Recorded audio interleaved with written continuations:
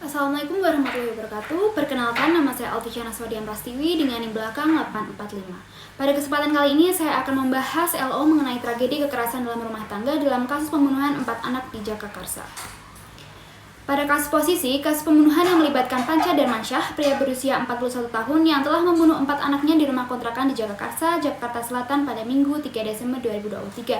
Kejadian ini berlangsung ketika istrinya Devnisa Putri tengah dirawat di RSUD Pasar Minggu akibat menjadi korban KDRT yang juga dilakukan oleh Panca sehari sebelumnya.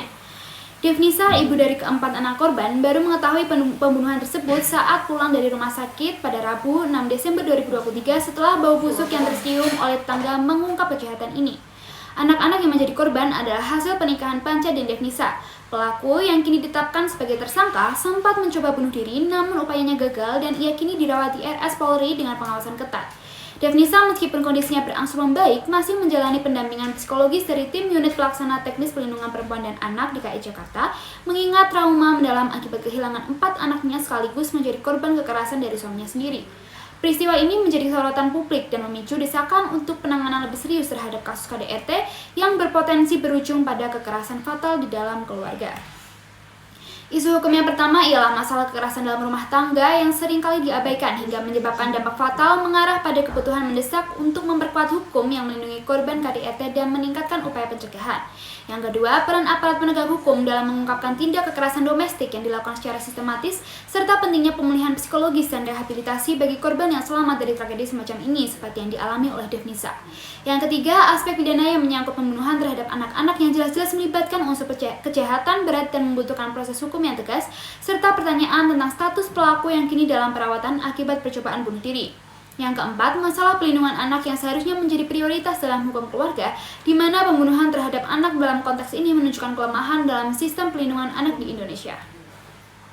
Dasar hukumnya terdapat 4 dasar hukum, yakni yang pertama KUHP, yang kedua KUHAP, yang ketiga Undang-Undang Nomor 39 Tahun 1999 tentang Hak Asasi Manusia, yang keempat Undang-Undang Nomor 35 Tahun 2014 tentang perubahan atas Undang-Undang Nomor 23 Tahun 2002 tentang Pelindungan Anak. Analisis yang pertama, pada kasus pembunuhan yang dilakukan oleh Panca Darmansyah termasuk pelanggaran terhadap Pasal 9 Ayat 1 Undang-Undang Nomor 39 Tahun 1999 tentang HAM yang menjamin hak untuk hidup setiap individu, serta Pasal 44 Undang-Undang Nomor 23 Tahun 2004 tentang penghapusan KDRT terkait kekerasan fisik yang dialami oleh istrinya.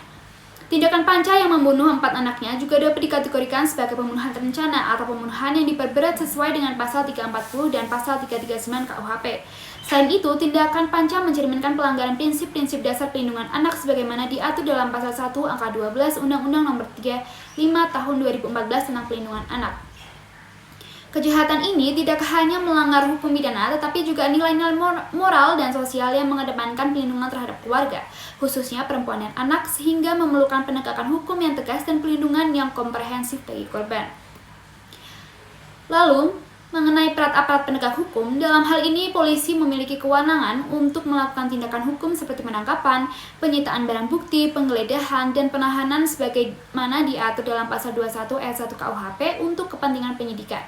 Polisi juga bertanggung jawab melindungi hak-hak tersangka dengan memastikan pemeriksaan dilakukan tanpa intimidasi atau penyiksaan, sekaligus memberikan pendampingan bagi korban KDRT. Polisi juga berperan dalam merujuk korban ke lembaga layanan pelindungan perempuan dan anak untuk mendapatkan pendampingan psikologi serta medis. Dalam keseluruhan proses, polisi wajib menjunjung tinggi asas keadilan dan profesionalitas untuk mencegah terjadinya kekeliruan dalam peradilan pidana serta memastikan hak-hak korban dan tersangka terlindungi secara hukum. Mengenai pembunuhan terhadap anak, kasus pembunuhan 4 anak tersebut melanggar Pasal 339 KUHP karena dilakukan dengan diikuti tindak pidana lainnya.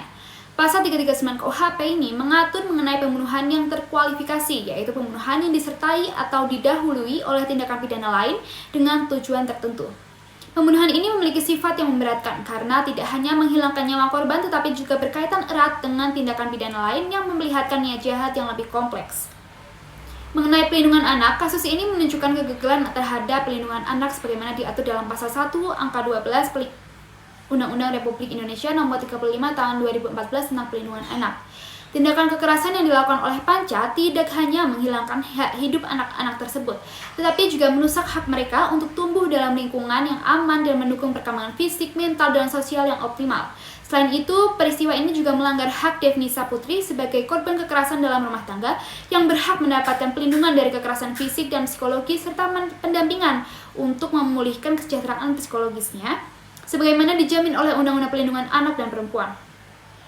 Kejadian ini menyoroti pentingnya penegakan hukum yang tegas terhadap pelaku KDRT untuk mencegah kejadian serupa di masa depan, sekaligus memberikan perlindungan yang lebih baik terhadap korban. Kesimpulan pada kasus ini, tragedi pembunuhan ini mencerminkan kegagalan sistematis dalam mencegah dan menangani KDRT serta melindungi anak-anak sebagai pihak yang rentan. Tindakan pelaku tidak hanya melanggar hak dasar anak untuk hidup sebagaimana diatur dalam pasal 9 ayat 1 Undang-Undang HAM dan pasal 1 angka 12 Undang-Undang Perlindungan Anak, tetapi juga menunjukkan pelanggaran serius terhadap pasal 339 KUHP tentang pembunuhan yang diperberat dan pasal 44 Undang-Undang Penghapusan KDRT terkait kekerasan fisik terhadap istrinya. Kejadian ini menegaskan pentingnya peran aparat penegak hukum untuk bertindak cepat dalam menangani KDRT, mulai dari penyelidikan hingga memberikan perlindungan bagi korban termasuk pendampingan psikologis dan medis. Lebih jauh, kasus ini menjadi momentum untuk memperkuat implementasi Undang-Undang Perlindungan Anak, mengingat pelaku yang seharusnya menjadi pelindung malah bertindak sebagai pelaku kekerasan fatal. Negara memiliki tanggung jawab untuk memastikan penegakan hukum yang tegas terhadap pelaku, pemberian keadilan bagi korban, serta peningkatan mekanisme perlindungan yang komprehensif guna mencegah terulangnya tragedi serupa masa depan. Sekian pemaparan dari saya. Terima kasih.